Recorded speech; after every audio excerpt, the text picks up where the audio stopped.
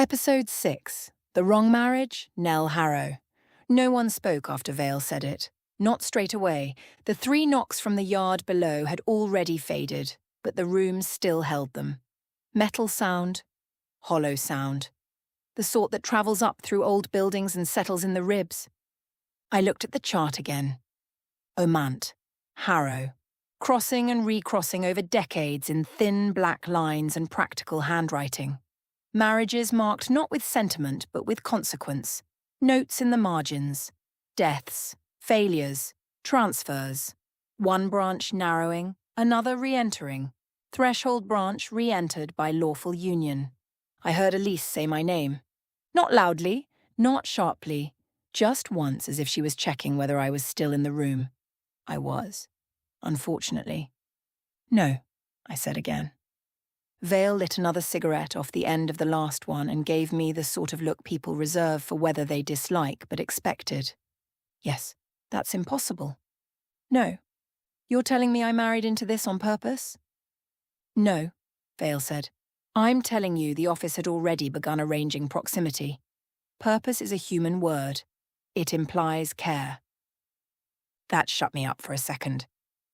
Elise leaned forward, both hands flat on the desk. Say that again in English. Vale exhaled smoke toward the painted-shut window. The line prefers efficiency. Where witness and threshold branches drift too far apart, events begin to favor reconnection. Not romance, not destiny. Convergence. Elise blinked at her. That is one of the bleakest things I've ever heard. Yes, Vale said. You'll find there's competition. I still hadn't looked away from the chart. David Harrow, insurance underwriter. Cautious, orderly, obsessed with systems, risk, proof, and control. A man I had spent years understanding as painfully ordinary. Not ordinary. Or not only. The surname had been in front of me the whole time, and I had treated it like coincidence, because coincidence is easier than structure. I said, he doesn't know. Vale shrugged one shoulder. Probably not consciously. That's not an answer. It's the only honest one available. Elise looked from me to Vale. What does that mean? Vale tapped ash into the tray with surgical precision. It means family lines carry pattern, whether the current occupants understand them or not. If Harrow remained an active threshold branch, and from this chart it did, though thinly, then your ex-husband may be part of the continuity problem without having the faintest idea why. I finally looked up. Part of the problem? Vale met my eyes. Yes. Or part of the solution. She considered that for a moment. Those are often the same thing. I hated her a little for that, which probably meant she was useful. Elise sat back in her chair and rubbed both hands over her face. Right, she said into her palms. Good, fine. So now the dead filing system has decided Nell's ex-husband isn't just emotionally inconvenient, he's structurally relevant. No one corrected her because she was right. I said, what does lawful union mean? Vale's mouth twitched. Not amusement, recognition of a sensible question. It means the office recognizes certain forms of human arrangement as valid transfer architecture. I stared at her. That is not English either. It means marriage counts? Of course it did. Marriage. Names, records, signatures, witnesses, thresholds formalized by law and paper. The office would love marriage. It was practically clerical foreplay. Elise said, that is disgusting. Yes, Vale said. It often is. I looked back at the chart. There were older Harrows on it. Not many. Enough. One marriage into the Omants in the late 19th century, another almost 50 years later. Then mine. Not marked by name yet, just a later note in blue ink beside the branch. Reconnection achieved/unstable. My stomach turned. Who wrote that? Vale glanced at the chart. Eliza, I'd imagine. After my marriage? Yes. She knew. Yes. I laughed once. Not because anything was funny, because the alternative was putting my fist through her filing cabinet. She knew I'd married back into the line and said nothing. Vale gave me a cool look. She may not have known before. Once it happened, she would have recognized the pattern. That doesn't help. It wasn't meant to. Elise said very quietly now, "Did David ever show anything?" The question sat there. I thought about it. Not the obvious things first, not the big arguments or the end of the marriage, the small ones, the habits, the instincts that had always seemed merely irritating. His dislike of old houses. Not aesthetic, physical, a refusal in the body. The way he checked locks twice, then once more. The way he hated mirrors facing the bed and could never explain why. The night, years ago, when he woke from a dead sleep and told me not to answer the front door because someone's got the wrong house, though no one had knocked where he could have heard it. The time he stood in our hallway staring at nothing and said, almost absently, "This place wants better boundaries." I had laughed at him for that. God. Elise saw something change in my face. "Oh, no." "Yes." "No, I mean really no." "Yes." Vale watched me with the patience of someone waiting for a train she already knew was delayed. "He has instincts," I said. "Of course he does." "He notices thresholds." "Yes." "He hates certain houses." "Yes." I stopped, because the next thought was worse. Because David had always tried to fix things by standing in front of them, by taking control of doors, locks, insurance, systems, risks, by making the world legible through barriers and procedures. And Mum had said on the tape, "Keep him away from the house. He is the kind of man who would try to fix a thing by standing in front of it, and the dead admire that sort of stupidity. Not just because he was David, because he was Harrow, because whatever remained of that branch in him was exactly the kind of shape the office could use." Elise said, "Does he know any of this?" "No." Vale said at the same time, "Not enough." I looked at her. "Not enough?" She shrugged. "People in active branches often know around the edges. Preferences, aversions, repeated dreams, strong opinions they mistake for personality." That was so offensive in its accuracy, I nearly stood up. Elise said, "So what are we saying here? That David's basically a haunted insurance man?" Vale looked at her. "I'm saying he may be a dormant threshold expression in a line that once worked alongside yours. Whether he is haunted, useful, dangerous, or all three depends on how close the office has already come to him." That was not the answer I wanted, which meant it was probably the right one. I said, "If the office has started seeking continuity through my current work, and David is part of an old threshold branch, then keeping him away may not be enough." Vale nodded once. "Correct." Elise swore softly. I said, "Then what?" Vale stubbed out the cigarette and immediately lit another. I was beginning to think oxygen in the room existed only by her permission. "Then you decide what you are willing to risk first." "Meaning?" "Meaning there are now 3 active continuity options." She held up one finger. "The house. Old family narrowing. Damaged but not gone." Second finger. "The business. Modern office pattern. Not yet fully seeded but attractive." Third finger. "Harrow." The word sat there. Not David. Harrow. Branch before man. Function before feeling. I hated that most of all. Vale went on. "If the office cannot stabilize through one, it will test the others. If 2 become active at once, you get competition. If all 3 align..." She stopped. Elise said, "What?" Vale looked at her. "The line closes."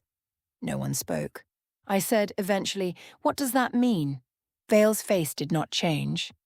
"It means witness and threshold functions stop being distributed across unstable sites and become consolidated again." "In what?" "In whom?" Vale said. That was worse. Elise stared at her. "No." "Yes." "No." "Absolutely not."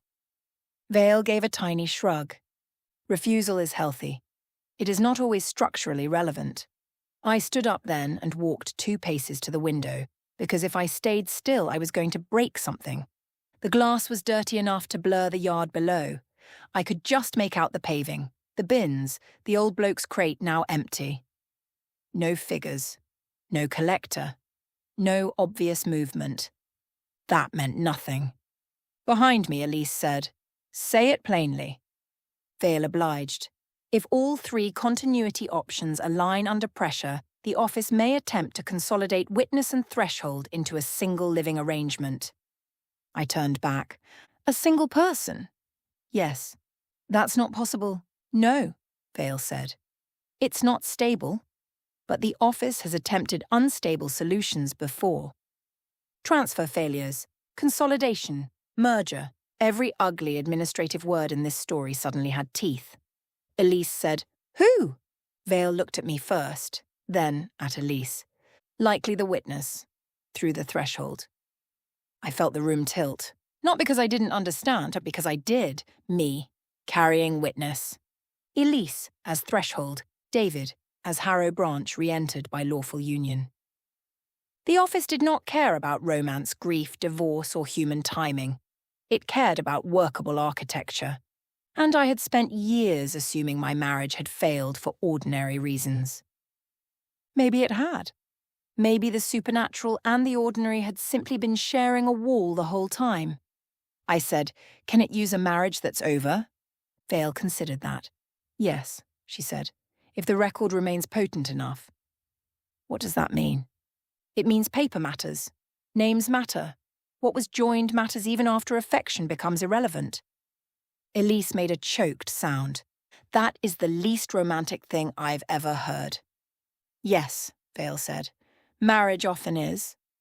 I looked at the chart again, then at the bag with the ledgers, then at the red tin, then at Vale. So what do we do? At last, a question she seemed to respect. She crossed to the filing cabinet, opened another drawer, and took out a narrow envelope sealed with red tape. She laid it on the desk. "First," she said, "you do not contact David until we know whether he's merely adjacent or already active." That was not what I wanted to hear, which again meant it was probably right. "Second, you do not go near the business premises tonight." Also right. Also infuriating. Third, you decide whether you are trying to preserve the old arrangement or break continuity altogether.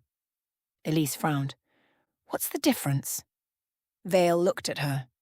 "In one version, you survive by continuing work you never asked for. In the other, you may break the line and let the office seek a new shape elsewhere." Elise went still. "In other people." Yes. That was the moral knife then. Keep it in the family and remain trapped. Break it and risk passing it on. I said, "There has to be a third option." Vale's expression did not soften, but something in it acknowledged the effort. "There usually isn't. Occasionally there is a worse one mistaken for a third." She pushed the red-taped envelope toward me. "What's this?" "Your mother's last practical instruction." I looked at it. My name on the front, again in her hand. "Eleanor, do not open unless Vale confirms Har0 W active." I stared at the word. Harrow, not David, Harrow. I looked up. "Is he active?" Vale lit another cigarette, which I was beginning to think was how she measured time. Then she said, "I don't know yet." That was when the phone in my coat pocket started ringing. Not my work phone. My personal one. I took it out. The screen showed a name I had not seen there in weeks. David. No one in the room moved. No one breathed properly. Vale looked at the phone, then at me, and said very calmly, "Now we find out." I did not answer it straight away. That probably sounds dramatic, and it wasn't. It was practical. When the dead start arranging timing, you stop treating a ringing phone as a neutral object. David's name stayed on the screen. No photograph. No little heart. No leftover softness. Just the name and the number I still knew by memory because some things don't leave when the marriage does. Elise stood up so fast her chair legs scraped the floorboards. "Don't," Vale said. "Wait." I looked at her. "For what?" She held out her hand. "The phone." "No. Nell. No." It rang again in my hand, vibrating against my palm like a trapped thing. I looked at the screen. Still David. Still ordinary. Still wrong. Vale's hand remained where it was. patient and irritating. If Harrow is active, she said, we establish whether the contact is direct, reflected, or carried. Elise blinked. I hate every version of that sentence. I said, in English. Vale lowered her hand. In English, we determine whether your ex-husband is calling you, whether something is using his line, or whether he's standing near a place where the boundary has thinned and doesn't know he's passing something through. The phone stopped ringing. The room held still for half a breath. Then it started again immediately. Same name, same number, no gap. Elise swore under her breath. Vale said, speaker. Don't say his name first. Don't confirm yourself. Don't answer a question with a question if the question is about place. I looked at her. That's absurd. Yes, she said, and still useful. I answered and put it on speaker. For a second there was only line noise, not static exactly. A faint, open-air hiss, as if he were standing somewhere with wind moving past brick. Then David said, Nell? His voice. His actual voice. Tired. Controlled. Slightly clipped at the edges the way it got when he was trying not to sound worried and failing through discipline. Every muscle in my back tightened. I said, yes. Vale shut her eyes briefly, as if I'd disappointed her in a small but unsurprising way. David breathed out. Right, good. He sounded distracted, not performatively calm, genuinely occupied. That was worse. Where are you? He asked. Vale opened her eyes and pointed sharply at me, then at the floor, then made a slicing motion with her hand. Do not answer, I said. Why? David was quiet for a beat too long. Then, because I've just had a call from your old house. No one moved. Elise made a tiny sound in the back of her throat. I said, that house doesn't have my number attached to it anymore. I know. Then who called you? Another pause. I don't know. That, more than anything, sounded like David. He hated saying I don't know. He only did it when the alternative had become impossible to defend. I said, start again. A breath. A shift in sound. A door closing somewhere near him.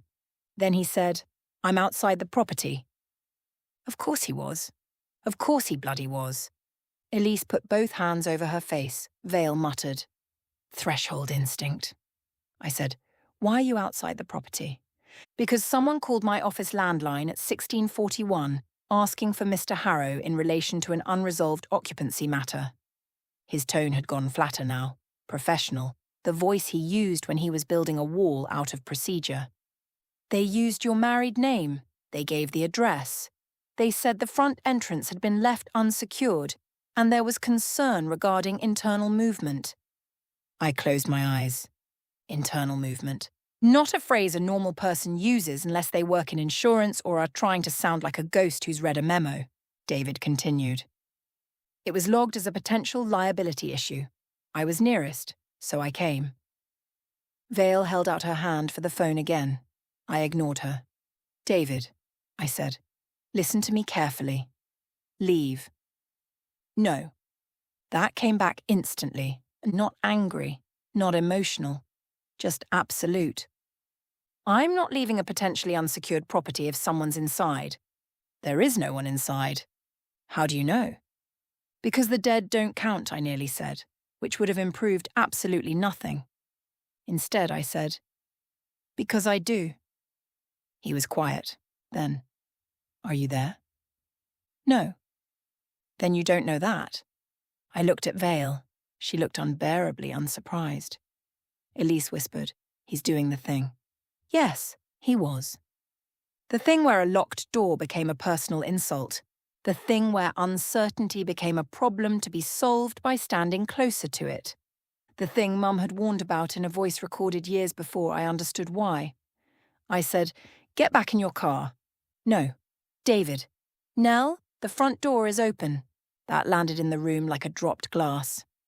I said very carefully, open how? Open by about 4 inches. Elise lowered her hands. Vale had gone completely still. I said, did you open it? No. Did you touch it? A pause. Yes. I shut my eyes. David. What? Did you cross the threshold? He didn't answer. That was answer enough. Vale spoke then, calm and clear.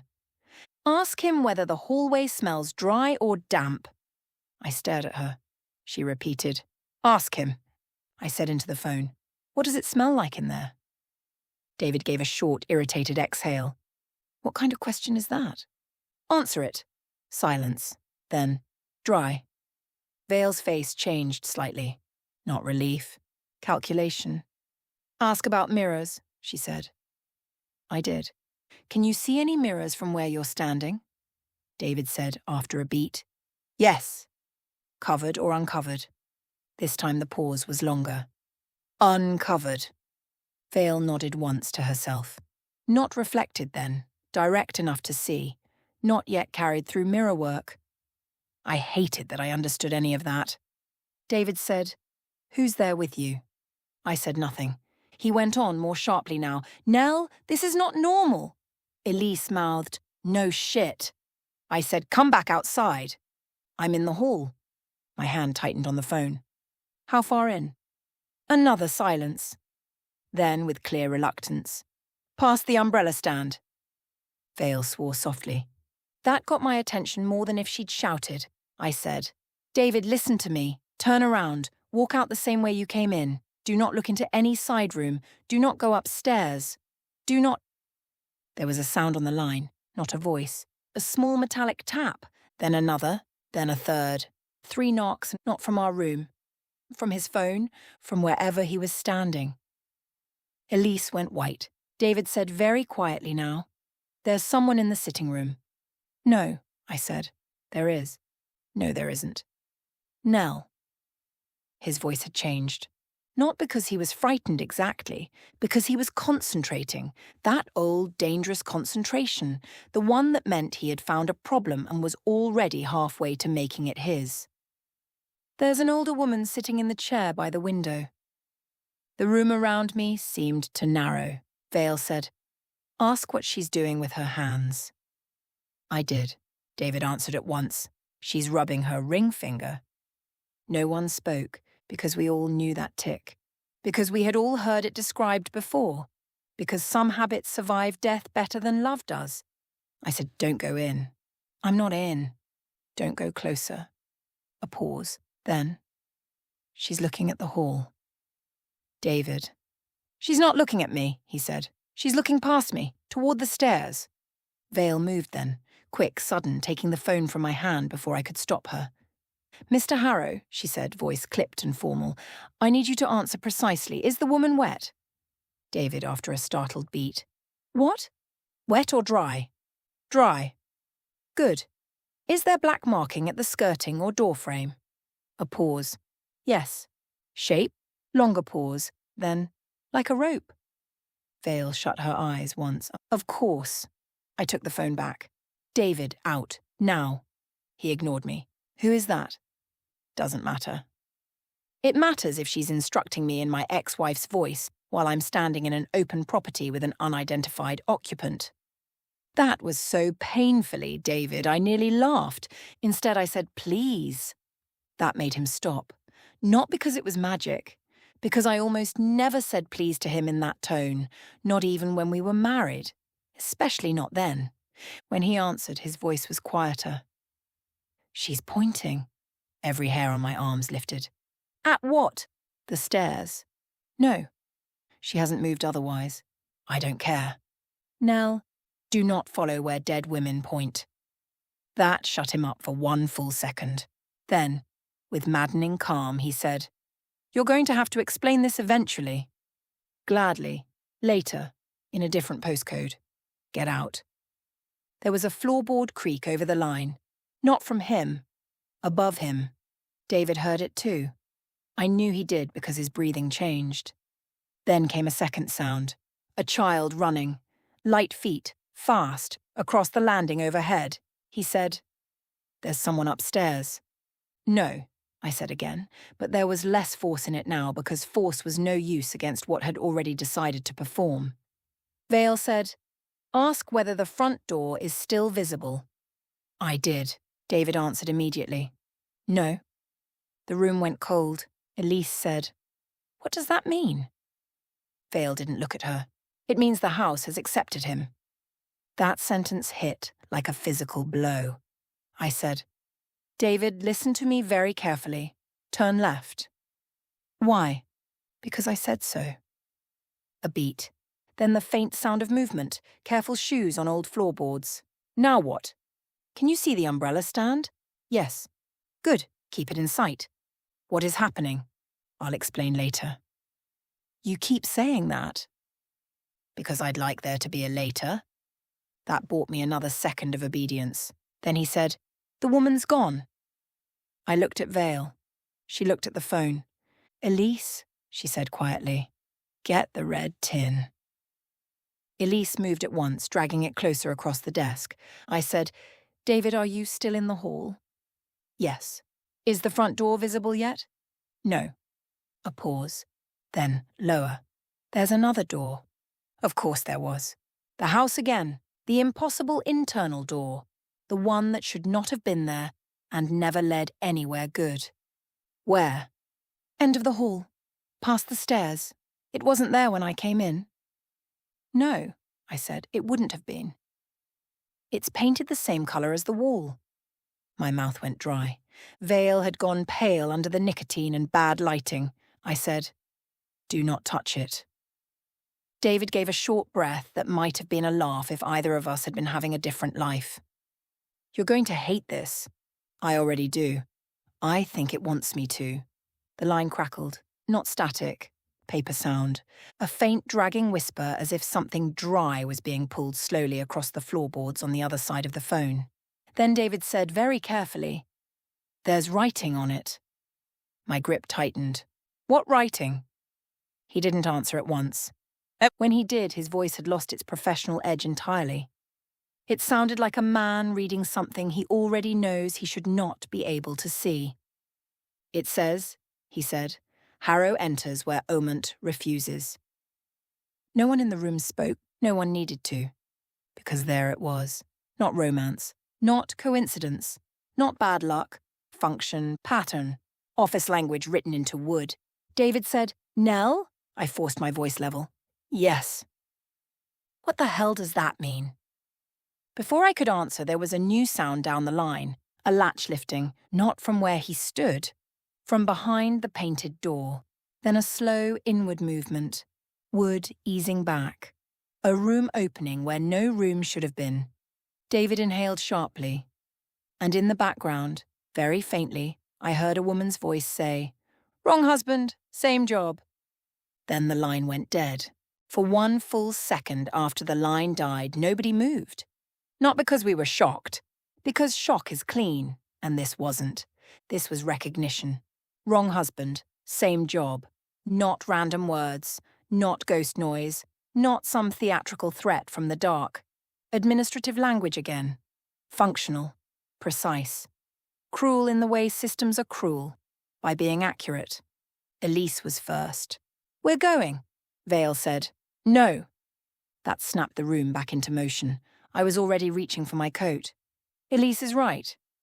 "No," Vale said again, sharper this time. "That is exactly what it wants." I rounded on her. "It has David." "It has his attention," Vale said. "That is not yet the same thing." Don't split hairs with me. I'm not splitting hairs. I'm distinguishing between contact, entry, and assignment. And if you don't start doing the same, you'll get all 3 of you killed. Elise had the red tin open now, hands moving too fast through the cards inside. "Which one?" she said. "Which bloody card is this?" I grabbed the envelope Vale had given me, the one with my mother's writing across the front. "Do not open unless Vale confirms Harrow active." I looked at Vale. "Well?" She didn't answer immediately. That frightened me more than certainty would have. Then she said, "Yes." That was all. "Yes. Active." I tore the envelope open. Inside was a single folded sheet, cream paper, my mother's handwriting, neat as ever. No panic in it. No sentiment, just instructions written by a woman who had already accepted that one day her daughters would be standing in the middle of a nightmare trying to behave usefully. I read aloud. If Harrow is active, do not let him cross a second threshold under invitation, instruction, or correction. I stopped, read it again, then again. Elise looked up. What does that mean? Vale answered before I could. It means the first threshold may have been accidental. The second won't be. I kept reading. If he hears a woman giving practical directions, assume mimicry unless she names the invoice. I stared at the page. Elise said, The what? I turned it over. Nothing else on the back. No explanation. Just one final line at the bottom. If the painted door appears, the house is no longer the house. Silence. Then Elise said very flatly, I'm starting to miss when this was just sailors. I folded the paper once and put it in my pocket. We're going. Vale's jaw tightened. You are not walking blind into an active narrowing with a threshold branch already engaged. Do you have a better idea? Yes. That stopped me. Vale crossed to a metal cupboard in the corner, unlocked it, and took out a canvas document case so old it looked military. She set it on the desk and opened it. Inside were objects arranged with the kind of care that means each one has once mattered at the worst possible moment. A torch, a short coil of red cord, a wax pencil, a square hand mirror wrapped in cloth, a ring of old keys, a small brown bottle with no label, a packet of table salt folded into greaseproof paper, and, to my deep irritation, a railway chalk marker. Elise stared. You're joking. No. This is your plan? This, Vale said, is the minimum required to enter a place that has stopped respecting architecture. She handed me the torch and the chalk marker. Elise takes the mirror. You keep the light. Neither of you follows a voice that speaks from behind your left shoulder. Elise said, That feels worryingly specific. It is. Vale took the red cord for herself and slipped the brown bottle into her coat pocket. I said, What's the invoice? Vale looked at me. Your mother never told you? No. Then I'd prefer she still had one secret left. I stepped toward her. Not tonight. No, she said. Especially tonight. I was in no mood for her standards, but she was moving already, shrugging into a dark coat, taking the keys, checking the torch battery by habit rather than hope. Elise snapped the red tin shut and shoved it into her bag. Right, she said. Good. Excellent. We're doing a haunted site visit with a woman who keeps Apocalypse stationary. Vale ignored that. Listen carefully, both of you. If David is still in first contact, we retrieve him. If he has crossed into assignment, we do not argue with what he says, and we do not let him lead. I stared at her. What does assignment look like? Vale met my eyes. He starts sounding helpful. That landed harder than anything else because it was true in too many directions. David had always sounded most dangerous when he was calm, useful, and absolutely certain he was the only adult left in the room. We took the back stairs down from Vale's office and out into St. John's Yard. Evening had thickened properly now. The last of the light was gone from the sky, leaving only that dirty blue-grey that makes every brick look damp and every window look occupied. The air smelled of cold stone, old rain, and traffic from roads you couldn't quite see. No one spoke until we reached the car. Then Elise said, You're driving. I looked at her. Why me? Because if I drive, I'll put us through a wall. Fair. Vale got into the back without asking, like she had always expected to be there. She gave me the address anyway, which I appreciated on principle. I started the engine. For a moment, none of us moved. Then I pulled out into the road. Peterborough at that hour looked offensively normal. People outside takeaways. A lad on a bike with no lights. Buses breathing at stops. A couple arguing quietly under a chemist's sign. The ordinary world continuing as if ours had not just shifted sideways. That always offended me. The fact that terror and routine can share a postcode without so much as a nod. Elise had my personal phone in her hand now, trying David again. Straight to voicemail. Again, voicemail. She tried his office line. Nothing. Vale said, Stop. Elise looked back. What? If he's in assignment, repeated attempts may help it establish pattern. That sentence means nothing. It means stop ringing the man the house is currently trying to teach. That shut her up. I drove faster, not dangerously, just without apology. As we reached the edge of the old streets near the house, the atmosphere changed in the way it always does before weather or trouble. Not visible, structural. The roads seemed emptier than they should have been. Sound carried oddly. A pedestrian crossing clicked for no one. Then we turned onto Mum's road, and every light in the terrace was on. Not just hers, all of them. Every front room, every landing, every upstairs box room with its weak yellow bulb. A whole row of houses lit top to bottom as if the street had been told to wake up at once. But there were no silhouettes, no television flicker, no movement behind curtains, just light.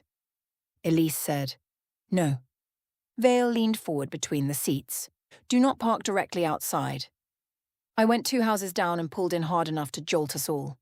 For a second, no one moved. Then we looked. Mum's front door stood open, not 4 inches now, wide, warm hall light spilling onto the path, and on the step, placed neatly in the centre like a parcel left for collection, was David's phone. Elise swore. I was out of the car before the engine had fully died. Vale caught my arm hard enough to bruise. "No, that's his phone." "Yes." I looked at her. "He's inside." "Probably." "Probably." She tightened her grip. "If the house wanted certainty, it would give you certainty. This is bait." I pulled free. "Everything is bait." "Correct," she said. "That doesn't make all bait equal." Elise came round the front of the car and stood with us on the pavement, staring at the open door. No wind moved, no curtain twitched. The whole street felt staged. I said, "We can't stand out here." "No," Vale agreed. "We can't." She took the chalk from my hand and walked to the pavement edge opposite the house.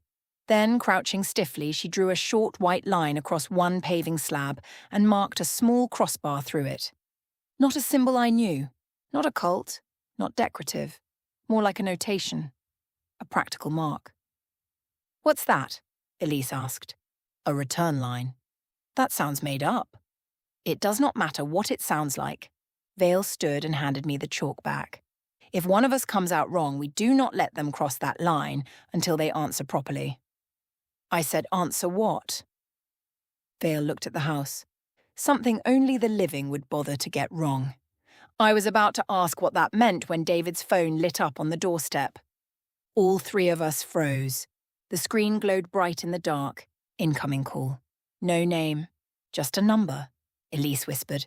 "Don't." No one moved toward it. The phone kept ringing. Then, through the open doorway behind it, from somewhere deeper in the house, came the sound of a man clearing his throat. David, not shouting, not calling for help, just that small preparatory sound he always made before saying something difficult. I took 1 step forward. Vale said, "Nell." I stopped. Then David's voice came from inside the hall. Calm. Level. Too level. "You can come in," he said. "It's all right now." Every instinct in me turned to ice, because there it was. Invitation, instruction, correction, all 3 wrapped in his voice. Elise grabbed my sleeve. "No." Inside the house, David spoke again. "I found the problem," Vale said under her breath. Of course he did. Then his voice, still calm, still horribly familiar. "You were right. There's another room behind the wall. I think your mother built it around the old one." I felt my body lean toward the door before I stopped it, because that was the worst part. Not fear, hope. The possibility that if I just went in, if I just listened, if I just let him explain it in practical terms, the world would become legible again. That is how these places get you. Not with madness, with coherence. Vale stepped in front of me. Do not answer him. I wasn't going to. Yes, you were. Inside, David gave a short laugh. Not his normal laugh. Too thin, too placed. "You've brought someone with you," he said. No one had spoken. No one had moved. Elise's fingers dug into my arm. David went on. "The smoker. Vale's face changed. Just slightly. Enough. Then his voice shifted, not in tone but in focus, as if he were listening to something we couldn't hear. She says she remembers you. Vale went still. That frightened me more than the open door. I said quietly, "Who?" The answer came at once. Not from David. From a woman further back in the house. Older, dry, educated, tired, and unmistakably amused. "Tell Margaret Vale," she said, "that consultants should never leave work half-finished." Vale closed her eyes. Just once. When she opened them, she looked older. Not weaker. Just older in the way people do when the past stops being past. Elise whispered, "You know that voice." Vale didn't answer. Inside the house, David said, "She wants to discuss continuity." That word again. Always that word. I looked at Vale. "Who is she?" Vale kept her eyes on the doorway. "Mrs. Vale," she said. Elise frowned. "What?" I turned to her. "The photograph. Nan, Mum, Mrs. Vale." Only now the shape of it shifted. Not consultant from outside, not just advisor, family, or something close enough to do the same damage. Inside, the woman laughed softly. "Very good, Eleanor," she said. "A little slow, but grief does make administrators of us all." My mouth went dry. Vale said very quietly, "She should be dead." The woman answered from the house before either of us could react. "Yes," she said, "and yet here we all are, still working." Then David's voice again, smooth as polished wood. "Nell, come and see." And from somewhere upstairs, a child began to run. No one moved toward the door. That mattered. Not morally, not symbolically, practically. The house had offered invitation in David's voice, and none of us had accepted. That bought us something. Time, maybe. Position. The right not to be counted yet. You take what you can get. The child kept running upstairs, back and forth, light feet over old boards. Not playful, not frightened, patterned, like pacing in a room too small for panic. Inside the hall, David said, "You're making this harder than it needs to be." Vale let out one short breath through her nose. "Yes," she said quietly. "That sounds like assignment." I kept my eyes on the open doorway. "Can he hear us?" "Probably." "Can she?" "Yes." That was useful in exactly no comforting way. Elise said, "So what now? We stand in the road while the dead hold a committee meeting in there?" Vale ignored the tone. "Now we make them come to the line or we enter on our terms." I looked at the chalk mark on the pavement, the return line. Thin, ordinary, one white stroke across dark stone, pathetic looking really. The sort of thing a child might draw while waiting for a bus. I said, "And if there are no terms left?" Vale glanced at me. "Then we use procedure and hope the old bastards still respect paperwork." Inside the house, the woman's voice came again.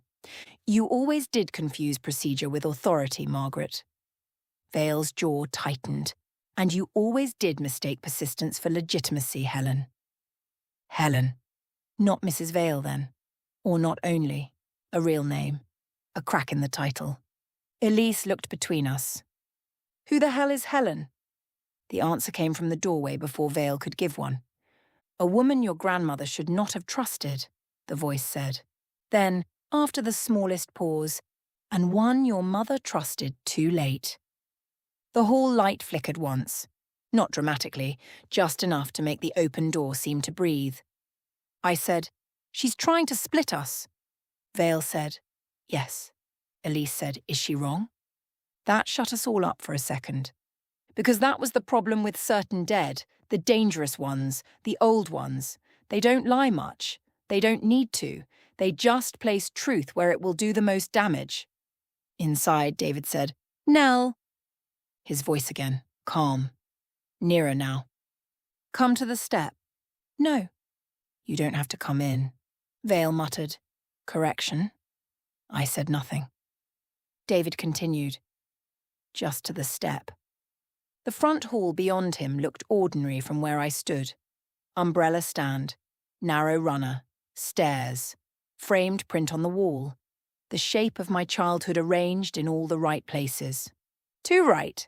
That was the trouble. When a place wants you, it becomes itself with unusual discipline. I said, "Step into the doorway."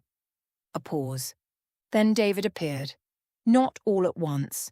First his shoulder at the edge of the frame, then the line of his coat, then his face pale in the hall light. He looked like David. That was the first problem. The second was that he looked too composed. No sweat, no confusion, no anger, no visible effort. Just a man standing inside a haunted house as if he'd popped round to inspect storm damage. Elise whispered, "Oh, God." Vale said, "Don't use his name first." I ignored her. "David." His eyes shifted to me. There was recognition there. Real recognition. Not blankness. Not possession in the theatrical sense.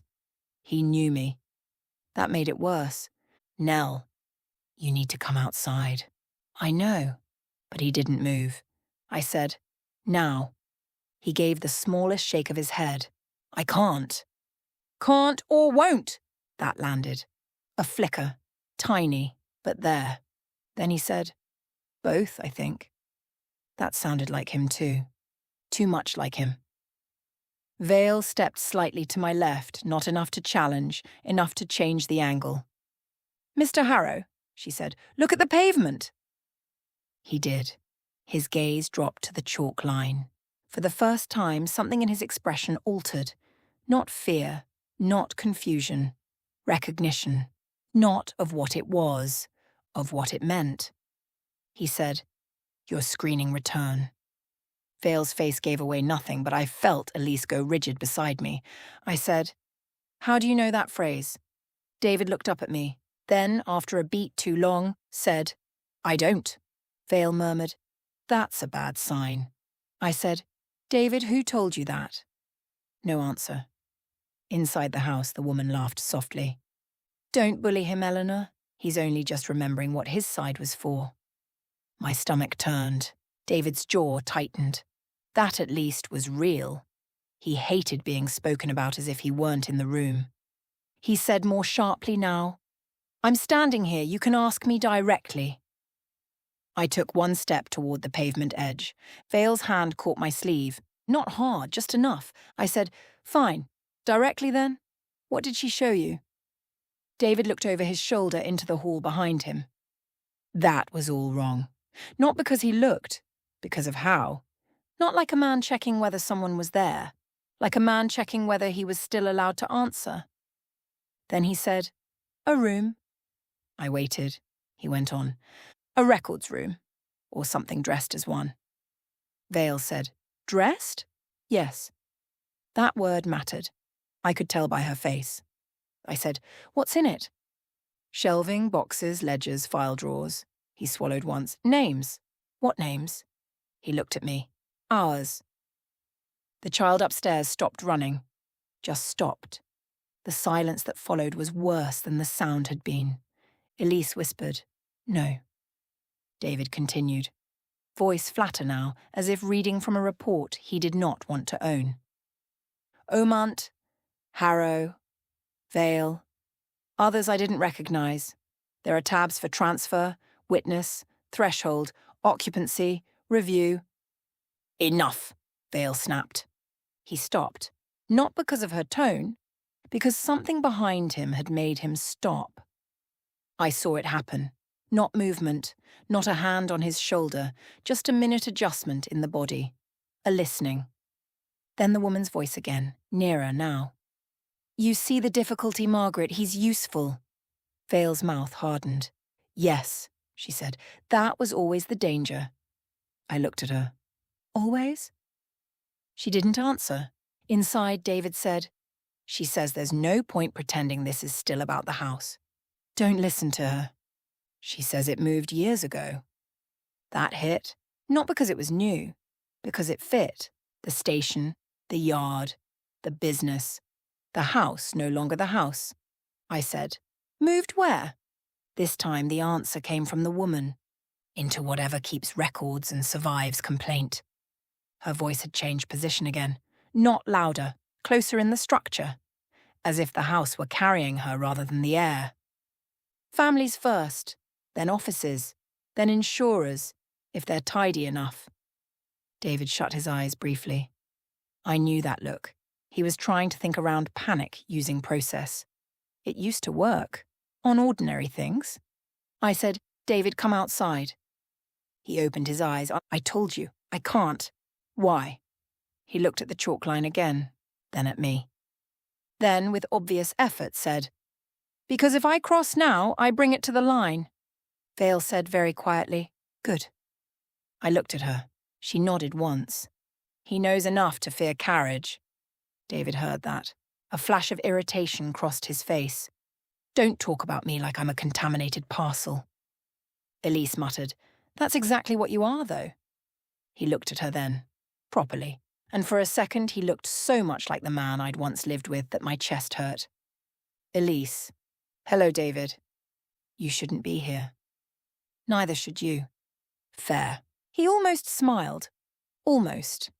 Then the woman behind him said, this is touching, but time is not neutral tonight. The hall light flickered again. This time the shadows changed with it. Not length, not direction, function. The space behind David deepened. The corridor looked longer than it had any right to be. The stairs steeper, the side walls subtly wrong. Not distorted. Refiled. Vale took the hand mirror from Elise and unwrapped it. Mr. Harrow, she said, I'm going to ask you 3 questions. If you answer cleanly, we proceed. David looked at her with open dislike. Proceed to what? Not losing you. That made him pause. Then he said, fine. Vale lifted the mirror, angling it not at him but at the doorway beside him. First question. When you entered, what was on the stand to your right? He answered at once. Umbrella stand. Brass. 2 walking sticks. 1 black umbrella. 1 old cane with a dog's head handle. I blinked. That was correct, and Vale didn't react. Second. What colour is the stair carpet? Faded green. Also correct. Third, she said, and now her voice changed slightly, sharpened. What did Eleanor's mother call the invoice? David stared at her. No answer. Not confusion, blankness. Then, after a beat, he said, I don't know what that means. The woman laughed softly behind him. Vale lowered the mirror. That's enough, I said. Enough for what? He's still himself. Relief hit so hard it made me angry. Still? Yes, but not alone, David said. Could someone please explain why we're doing pub quiz questions in the street while a dead woman reorganizes your family archive? I said, because I'm trying to get you out. And I'm trying not to bring this thing over the line. That was the first time he'd called it a thing. Useful. Human. A crack in the assignment. Vale stepped closer to the pavement edge. Listen to me carefully. Do not accept any document. Do not read any list handed to you. Do not sign anything, even if it appears to be in your own writing. David stared at her. What? The woman behind him said, amused. Honestly, Margaret, you make administration sound so predatory. Vale ignored her. Most importantly, if she asks you to correct the record, you refuse. David's face changed. Not much. Enough. I saw it. So did Vale. I said, she already asked, didn't she? He didn't answer. David. A beat. Then. She said there was an error. Of course she did, Vale muttered. I said, what error? He looked at me, and for the first time since appearing in the doorway, he looked genuinely unsettled. She said the wrong husband was filed against the wrong room. No one spoke, because that sentence had too many doors in it. Elise said eventually, I'm sorry, what? David swallowed. She said your marriage wasn't the mistake. The child upstairs started running again. Faster this time, back and forth, a line being worn in the floor. I felt the world narrow around the words. Not the marriage, the room. The wrong husband, filed against the wrong room. I looked at Vale. She looked for the first time, uncertain. That was bad. Very bad. I said, explain. Vale didn't. Inside the hall, the woman did. "Gladly," she said. And then she stepped into view behind David. Not a ghost in white, not a corpse, not some dripping Victorian melodrama. A woman in her late 60s, perhaps older, dressed in a dark skirt and a sensible blouse, with a cardigan buttoned wrong by one hole, dry hair pinned back, thin face, intelligent eyes. A person you would trust with records, keys, and difficult phone calls. That was the worst kind. She smiled at me with no warmth in it. "Helen Vale," she said, "though I imagine I've been edited in family conversation." Margaret Vale beside me said nothing. Helen went on. "You've all been working from the wrong assumption. The office did not rejoin 2 lines through your marriage, Eleanor." I felt my heartbeat in my throat. Helen tilted her head almost kindly. "It tried to correct a much older filing error." She lifted one hand and pointed not at me. "At Elise." My sister went still, and Helen said, "The threshold was never meant to marry Harrow. The witness was." For a second, I genuinely thought I had misheard her. Not because the words were unclear, because the shape of them was wrong. The threshold was never meant to marry Harrow. The witness was. Elise said, "No, not loudly, not theatrically. Just with the flat, immediate refusal of a person whose body has recognized danger before the mind has caught up." Beside me, Margaret Vale did not move. That frightened me more than if she had shouted. Helen stood just behind David in the hallway, one hand resting lightly against the wall as if this were her house and we were late for an appointment. The hall light made her look almost ordinary. Retired administrator, former headmistress, the sort of woman who would know where every spare key lived and exactly how disappointed to sound when you'd failed to return one. I hated her on sight. David looked between us. "What does that mean?" No one answered him. Helen smiled slightly. "Oh, come now. You've all done enough work to deserve plain speech." She looked at Elise. The threshold branch was meant to remain separate long enough to stabilize. That was the original correction after the transfer failure. Witness in one line, threshold in another. Distance, but not too much.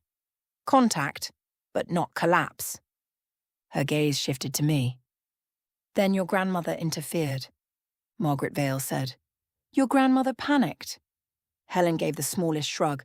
"Panic is still a form of editing." I looked at Margaret. "You knew?" She kept her eyes on Helen. "I knew there had been a correction." "That is not the same answer." "No," she said. "It's the one you're getting first." Elise made a hard, disbelieving sound. "So what exactly? Nan changed the family tree?" Helen answered that one. "In effect, yes." I stared at her. "You can't change blood." "No," Helen said. "But you can change record, proximity, and lawful root, which for a time is often enough." David said very flatly, "I would love someone to start using nouns that belong to this century." That nearly helped. Nearly. Helen looked at him with mild interest.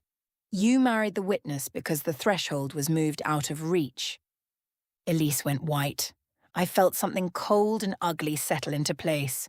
Not because I believed Helen automatically, because parts of it already fit in ways I disliked. Elise had always been the one who stayed close to home, even when she left it. The one who held buildings, managed rooms, carried anxiety like a tax. Threshold, according to Nan's notes. The permeable one. The one who should never have been too near the wrong kind of door. And I had been the one who left, circled back, took the Harrow name, became the witness in practice and on paper. Not because fate had chosen neatly, because someone had shoved the furniture around and hoped the floor would hold. I said, "Why?" Margaret answered this time. "Because your mother was already showing signs." I turned to her. "What signs?" She didn't soften. She was becoming too porous, too many dead retaining shape around her, too many corrections holding too long. Your grandmother thought if the threshold lines stayed too close to Harrow, the office would consolidate early. Helen smiled. And so she made a provincial little adjustment. Margaret's voice sharpened. She bought time. Helen looked at her. She made the filing untidy. That word again. Untidy. As if what had been done to us was a clerical inconvenience. Elise said, "Say it properly." No one did. So she stepped forward and said it herself. Did Nan push the line so that Nell would marry Harrow instead of me? Silence. That was answer enough. Elise laughed once. A horrible sound, no humour in it, just disbelief scraping bone. "You're joking." "No," Helen said. Margaret shut her eyes briefly. "No." David looked at me then. Not at the house, not at Helen, at me. There was no supernatural glamour in his face, no possession, no occult nonsense. Just a man trying to rearrange his understanding of the last 15 years while standing in a doorway that should not exist. He said carefully, "Are you telling me your family redirected a bloodline problem into our marriage?" No one answered quickly enough. He gave one short nod. "Right." That was worse than shouting would have been. I said, "David..." "No." His voice stayed level, but only because he was forcing it to. "No. I'd actually like an answer before anyone says my name like that." Helen said, almost pleasantly, "Not into the marriage. Through it." He turned his head slightly toward her. "That distinction means nothing to me." "It will," Margaret said. "Don't listen to her." Helen smiled. "Margaret, he's an underwriter. He was born to listen to bad news in structured language. That landed because it was cruel and because it was true." David looked at me again. "Did you know?" The question hit exactly where it meant to. "No." He held my gaze. "Never?" "No." That, at least, was true. He believed me. I could see that. Which somehow made it worse. Helen folded her hands. The marriage was not the error. The room was. I said, "Explain that sentence or stop speaking." She inclined her head as if I had finally become worth addressing. The witness line should have remained attached to the old room. The threshold line should have remained portable. That was the balance. One fixed, one permeable. She pointed lightly toward the house behind her.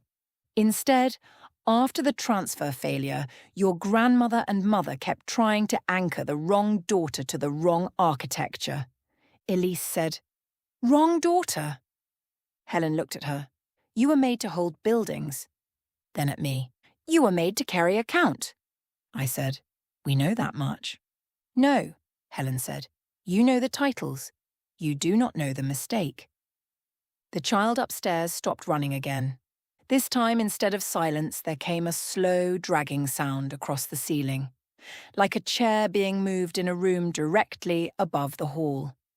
David heard it. His shoulders tightened. He did not turn around. "Good," Helen continued. "The witness should have married outward and remained mobile. The threshold should have stayed with the room until proper transfer.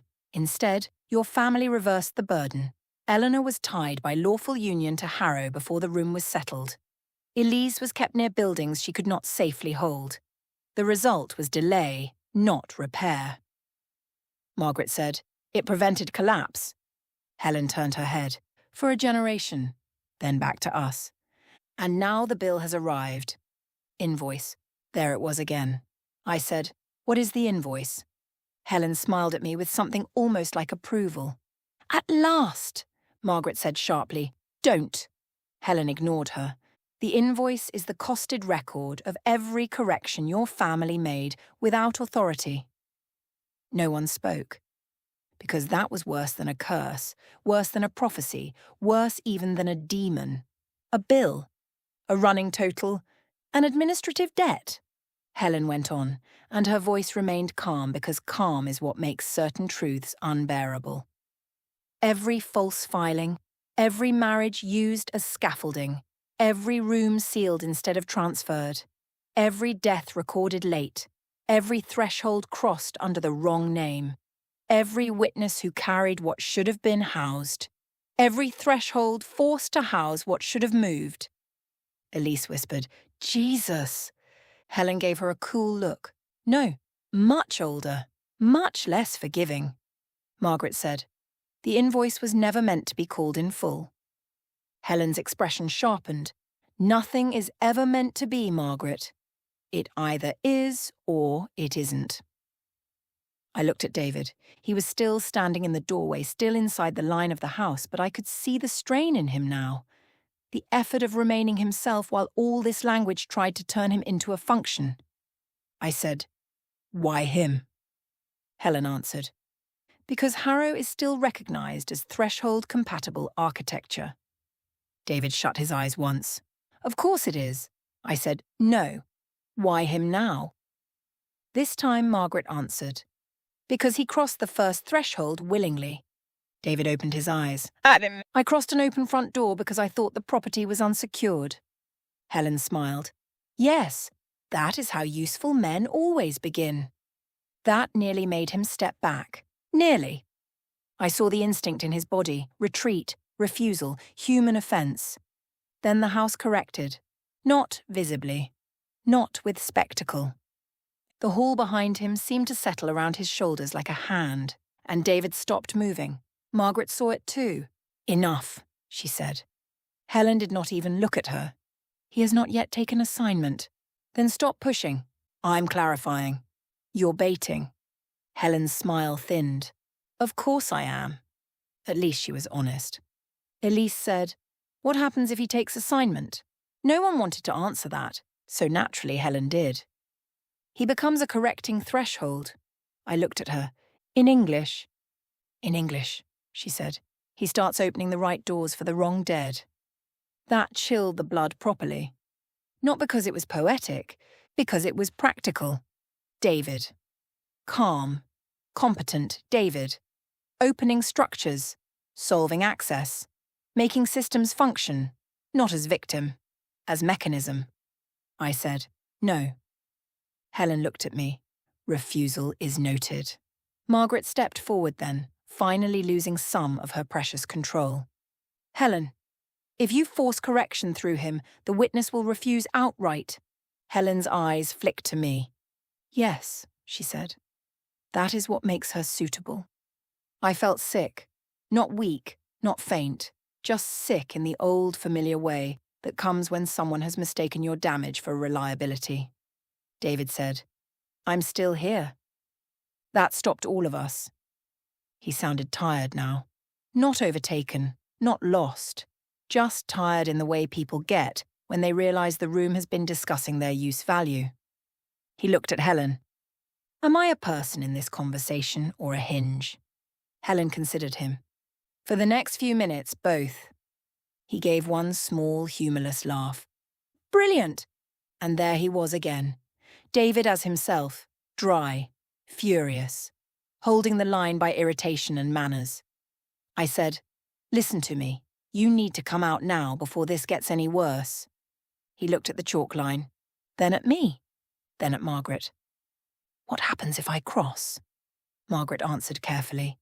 "If you are still carrying only contact, we can strip it. If you are carrying instruction, we may still break it. If you have accepted correction—" She stopped. David said, "If I've accepted correction?" Helen answered for her. "Then you won't want to leave."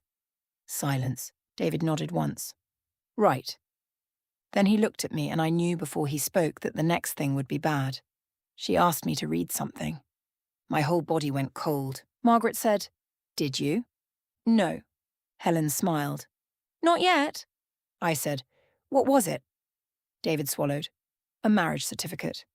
No one moved. No one breathed properly. Elise said, "Whose?" David looked at me, then at Elise, then back at me, and said, "It had my name on it." He stopped. Then, with visible effort, "But not with yours." The world seemed to narrow to a point. Elise made a sound I had never heard from her before.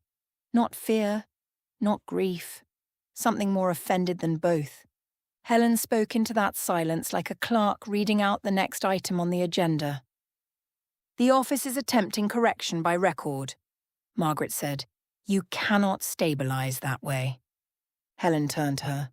"No," she said, "but we may not need stability, only transfer." That was the moment I understood the shape of episode 10, though I didn't know the details yet. Not a haunting to solve, a correction to stop, not just survival, a choice under record. I looked at David. Did you sign it? His eyes locked on mine. No. Helen's smile returned, thin and patient. But he will, she said, if the witness comes inside. And upstairs, above the hall, something heavy knocked 3 times from within the hidden room. Nobody spoke after that, not because there was nothing to say, because the shape of it had become too clear. If I went inside, the office could use presence, witness, and record together. David already in the doorway, me crossing under pressure, a marriage certificate waiting with the wrong bride attached. Correction by record. Not stable, Helen had said. Only transfer, which meant it did not need to last, only to happen. The heavy knocking came again from upstairs, 3 times. Not frantic, not violent, deliberate. As if something in the hidden room was reminding us that time in this house had become procedural. Elise said my name first, quietly. That mattered. When people love you properly, they say your name like a hand on the arm, not a shove in the back. Nell. I didn't look at her. If I did, I might have heard too much. Might have heard fear or guilt or the part of her already trying to calculate whether this had always been coming for her and only brushed me on the way through. Instead, I kept my eyes on David. He was still standing just inside the hall. Still himself, mostly. Still not moving. That was the worst position. Not lost, not safe. A man held in place by a system clever enough to know that stillness looks voluntary from a distance. Margaret Vale said, "We have one clean option left."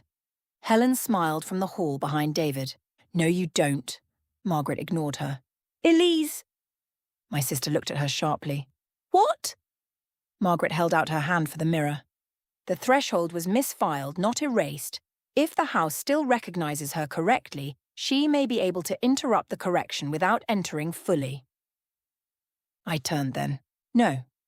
Elise said at the same time, "Fine." We looked at each other.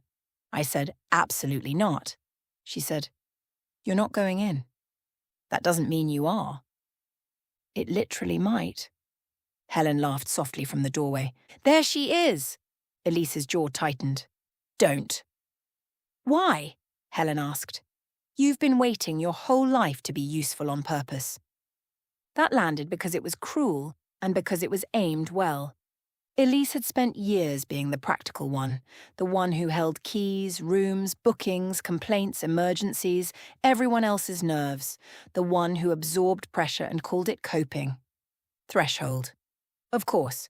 Margaret said, "Helen, if you speak again, I'll salt the line and let the house sort out the rest." Helen's expression did not change, but she stopped talking. "Useful." I said, "Explain exactly what you mean." Margaret did, briskly, like a woman reading instructions during a fire. Elise approaches the step only, no further. She does not accept invitation. She does not answer any question from inside the house. She holds the mirror toward David and speaks his full name once. David said, "I'm standing right here." Margaret went on as if he hadn't. If the branch in him is still carrying contact rather than correction, the threshold recognition may force a recoil. He steps out. We cut the line. We leave. I stared at her. And if it doesn't? Margaret met my eyes. Then we stop improvising and start surviving. I hated that answer because it was honest. Elise held out her hand. "Give me the mirror." "No. Nell, no." She stepped closer, lowering her voice. "You cannot go in. We both know that now. That doesn't make this safe." "No," she said. "It makes it mine." I looked at her properly then. My sister, tired, frightened, furious, still standing. Not brave in the cinematic sense. Brave in the ordinary British sense. Annoyed enough to continue. I said, "If anything goes wrong..." "It already has." "Not unfair." Margaret put the mirror in Elise's hand. "Listen carefully. If he starts sounding reassuring, stop. If he says your name more than once, stop. If the woman behind him offers explanation, stop. If you see anyone upstairs, stop. Elise looked at the house. What if I want to stop now? Entirely reasonable, Margaret said. Keep moving. That almost made me laugh. Almost. Elise crossed the road before I could stop her. Not quickly. That would have looked like panic. Not slowly either. Just with that determined, irritated stride she used when a guest had complained about a problem she already knew was their own fault. She reached the chalk line and paused. David watched her. Something in his face changed. Not possession. Not blankness. Recognition layered over recognition, like two records trying to occupy the same space. Elise, he said. Her grip tightened on the mirror. She did not answer. Good. He tried again. Elise, don't come any closer, Margaret said quietly behind me. Interesting. Helen from the hall. Still trying to be decent. Wasteful trait. Elise took one more step, to the edge of the path but not onto it. The open front door breathed warm light over her shoes. From where I stood, the distance between her and David looked absurdly small. That is another trick of these places. They make catastrophe look like one more sensible step. Elise raised the mirror. For a second, nothing happened. Then the hall light shifted, not flickered, shifted. As if the angle of the house had altered to avoid being seen straight. David flinched. A real flinch. Margaret said, Good! Again! Elise lifted the mirror higher and said, clear and steady, David Harrow. The air changed. No thunder, no scream, no dramatic rush of wind. Just a pressure change, like a seal breaking somewhere deep inside the walls. David's face went white. Behind him, Helen's expression sharpened for the first time. The hall seemed to lengthen and contract at once. The umbrella stand blurred. The stairs leaned wrong. For one impossible second, I could see past David into another room behind the hall. Shelves, ledgers, metal drawers, a green-shaded lamp. Then it was gone again. David staggered, 1 foot forward, then back, then forward again. Margaret said, Come on. Elise did not lower the mirror. David Harrow. This time he made a sound, not a word. A gasp, as if something had gripped him under the ribs. Then Helen moved. Fast. Far too fast for a woman her age or any age. One moment she was 3 paces behind him. The next she was at his shoulder, one hand almost touching his coat but not quite. And she said very sharply, Correct the record. David's mouth opened. Margaret shouted, No! Too late. Not because he obeyed Helen. Because the house answered first. The hidden room upstairs slammed once, hard enough to shake dust from the doorframe. The child began running again overhead, wild now, not paced. And from somewhere inside the hall came the dry, papery sound of documents spilling across a floor. David bent double. Elise took one involuntary step forward. Nell! Margaret barked. I hadn't realised I'd moved too. I stopped dead at the chalk line. Elise was still holding the mirror, but her arm was shaking now. David looked up. His face had changed, not transformed, worse. It was still his face, but stripped of all the little social protections people wear without thinking. No husband, no ex-husband, no underwriter, no manners, just raw effort and pain and concentration. He looked at Elise and said through his teeth, Don't let her give me paper. That was him. Entirely him. Helen smiled without warmth. Too late. The marriage certificate came drifting out of the hall, not floating theatrically, sliding, as if pushed by a draft from a room that did not belong behind that wall. Cream paper, dark print, official seal. It stopped exactly on the threshold. Waiting. No one touched it. Margaret said, Elise, back away. Helen said at the same time, Pick it up. Elise froze. Of course she did. 2 instructions, one from the living, one from the dead. Both urgent, both plausible, both aimed at the same instinct in her. Solve the immediate problem, hold the thing, stop it getting worse. Threshold! I saw the trap a second before she did. Don't touch it, I shouted. Elise jerked back as if I'd slapped her. The paper moved. Not much, just enough to turn slightly on the step. And I saw the names. David Harrow. Elise Omant. My sister made a sound like she'd been punched. Helen's voice went soft. It was always cleaner this way. Margaret said, "Liar!" Helen ignored her. The witness was meant to move. The threshold was meant to hold. One marriage, one room, one line corrected. Your grandmother made it sentimental, and sentiment is always expensive. Elise still hadn't moved. David was breathing hard now, one hand braced against the wall. "Don't read it," he said. "I'm not trying to." "Don't read it anyway." That was such a David sentence under the circumstances that I nearly broke. Margaret reached into her coat, pulled out the little brown bottle, and uncapped it with her teeth. Helen saw and hissed, actually hissed, like disgust had finally found a body. "Oh, don't be provincial." Margaret flung the contents across the threshold. "Not a lot, just a dark splash." The effect was immediate. The hall light went out. Not dimmed, out. The whole open doorway dropped into black. David swore. Elise cried out and stumbled backward off the path. And from inside the house came a sound I hope never to hear again as long as I live. Not a scream. A filing cabinet overturning in the dark.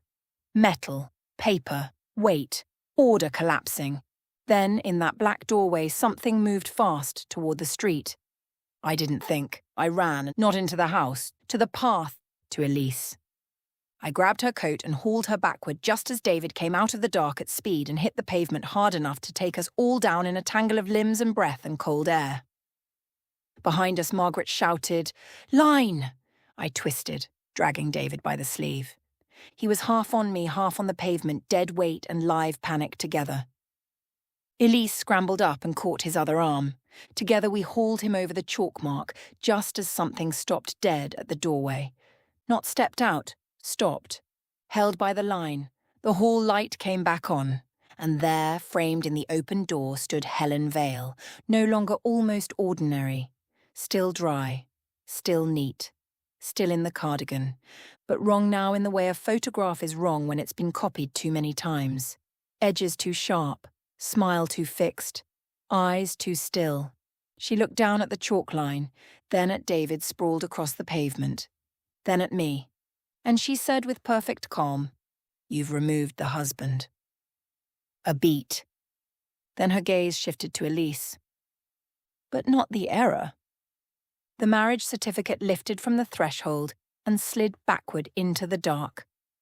The front door began to close, slowly, not slammed, deliberately, as if the house had decided the meeting was adjourned.